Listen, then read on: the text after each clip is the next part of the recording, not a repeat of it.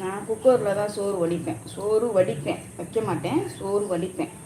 நீங்கள் என்னோடய வீடியோ உள்ளே போய் பார்த்தீங்கன்னா தெரியும். நான் அந்த வீடியோ போட்டிருக்கேன். கிட்டத்தட்ட 2013 12லேருந்து இந்த மாதிரி தான் செய்கிறேன்.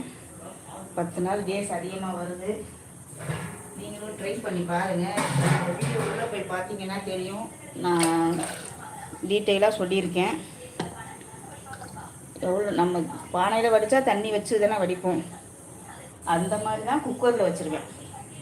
பானையில் எப்படி வைக்கிறோம், சட்டியில் எப்படி வைக்கிறோம், சோறு வடிக்கிறதுக்கு நம்ம அளவு தண்ணி வைக்க மாட்டோம்ல, அந்த மாதிரி வச்சு எப்பவும் போல் அதுக்கு எவ்வளோ உப்பு தேவையோ அதை போட்டுட்டு குக்கரை மூடி வச்சுருவேன். குக்கரை மூடி வச்சுட்டு அந்த விசிலை எடுத்துடுவேன். இந்த விசில் இருக்கு பாருங்கள், இந்த விசிலை எடுத்துடுவேன். எடுத்துட்டு அதுக்கப்புறம் இந்த நாப்பில் இருந்து தண்ணி வரும். இந்த தண்ணி வரும்போது இந்த விசிலை போட்டுட்டு கரெக்டாக 1 நிமிஷம் வைப்பேன். இப்போ இந்த அரிசிக்கு நான் 1.5 நிமிஷம் வைக்க வேண்டியதாக இருக்குது. இது நான் வேறு அரிசி. நம்ம அரிசி எப்படின்ட்டு உங்களுக்கு தெரியும். எவ்வளோ நேரம் வேகுதுன்னு பார்த்துட்டு அதை